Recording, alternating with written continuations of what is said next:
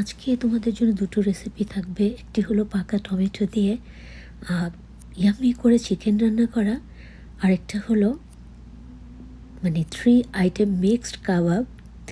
দুইটা আইটেমই তোমরা চাইলে ঈদের জন্য স্পেশাল রেসিপি করতে পারো। গেস্টরা খেয়ে আল্লাহর রহমতে প্রশংসা করতে বাধ্য হবে। আসসালামু আলাইকুম রহমতুল্লাহি ওয়া বারাকাতুহু। Welcome back to my channel. প্রথমে আসি চিকেন রেসিপিতে। দেখে নিচ্ছ দুইটা পাকা টমেটো।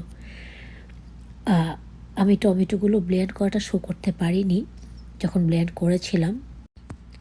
গার্লিক পেস্ট বিগ টিস্পুনে 3 স্পুন, টার্মেরিক পাউডার বিগ টিস্পুনের 1.5 spoon,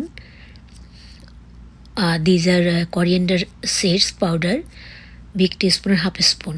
These are meat powder, big teaspoon and half a spoon. These are spicy red chili powder, big teaspoon and 2 spoon. These are salt, big teaspoon and 1 spoon. These are onion leaves, পেঁয়াজ কলি। আর এখানে দেখো tomato blend করা, দুইটা tomato blend করে নিয়েছিলাম। আর ওখানে তোমাদের কাছে মশলার একটু বাকি পড়ে গেছে, আদার গুঁড়ো জিঞ্জার পাউডার, আর সেটা।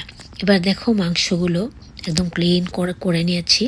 এবার আমি রান্না বান্নায় চলে যাব। Everyone look, firstly I give here some red onion, secondly I give here olive oil. প্রথমে এখানে আমি বেশ খানিকটা লাল পেঁয়াজ দিয়েছি, তারপরে অলিভ অয়েল দিয়েছি।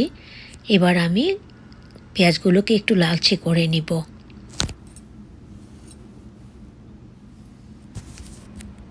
লালচে করে ভেজে নিব।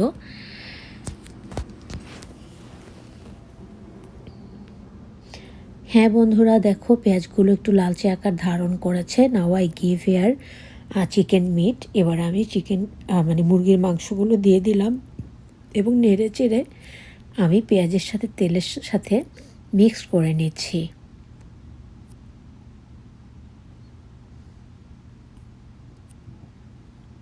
Right now I give here every chicken masala, অর্থাৎ চিকেন রান্না করার জন্য যে যে মশলাগুলো আমি নিয়েছি, হলুদ গুঁড়ো, মরিচ গুঁড়ো, রসুন বাটা, লবণ, মাংসের মশলা, জিরের গুঁড়ো, গোলমরিচ গুঁড়ো, আদার গুঁড়ো, সব কিছু আমি রেখেছিলাম, তার সাথে লবণ, আমি সব কিছু দিয়ে দিলাম। এবার আমি ভালো করে নেড়ে চেড়ে মশলার সাথে মাংসগুলো মিক্সড করে নিলাম। I mixed everything.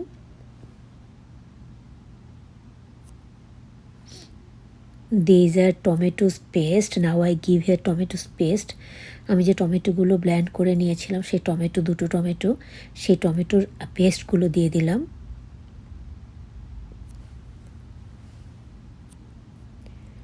আমি ভালো করে কষিয়ে নিয়ে, এখনও ঝোল কিন্তু দেইনি, টমেটো পেস্টটার থেকে যে পানিটা উঠেছে, আলহামদুলিল্লাহ। Now I give here onion leaves, অর্থাৎ পেঁয়াজ কলি। এবার আমি খানিকটা পেঁয়াজ কলিও দিয়ে দিলাম। তোমরা এভাবে রান্না করে খেয়ে দেখো, মেহমানদের জন্য আয়োজন করে দেখো ঈদে বা যে কোনো অনুষ্ঠানে, ওরা খেয়ে তোমাকে থ্যাঙ্কস না বলে পারবেই না ইনশাআল্লাহ। আমি আবারও ঢাকনিটা অ্যাড করে দিলাম। Right now I give here cumin powder. এবার আমি কিছুটা জিরের গুঁড়ো দিয়ে দিলাম।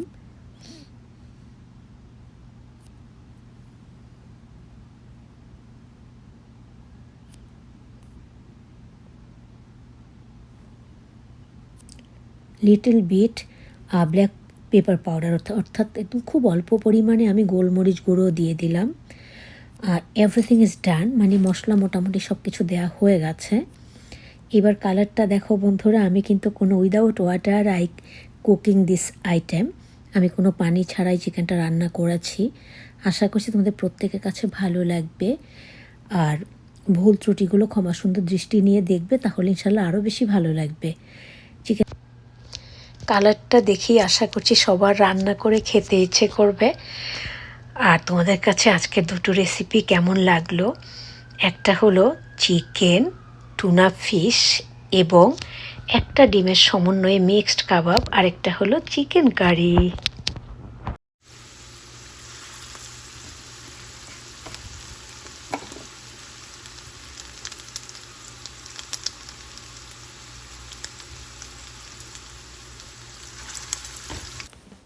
পবিত্র ঈদে বাহারি খাবারের সাথে এই কাবাবটিও যদি আপনি মেহমানদের জন্য বরাদ্দ করে রাখেন, একেবারে খেয়ে প্রশংসা করতে বাধ্য হবে।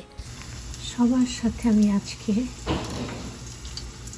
স্পেশাল একটা কাবাব রেসিপি শেয়ার করব। আশা করছি তোমরা কেউ দেখতে ভুলবে না। আমি চেষ্টা করেছি রেসিপিটা তোমাদের সাথে এমন করে এক্সপ্লেন করার, যাতে করে তোমরা চাইলে করে খেতে পারো। Tuna fish chicken with egg mixed kebab, looking very yummy. Am I right? Then try করবে তো তোমরা।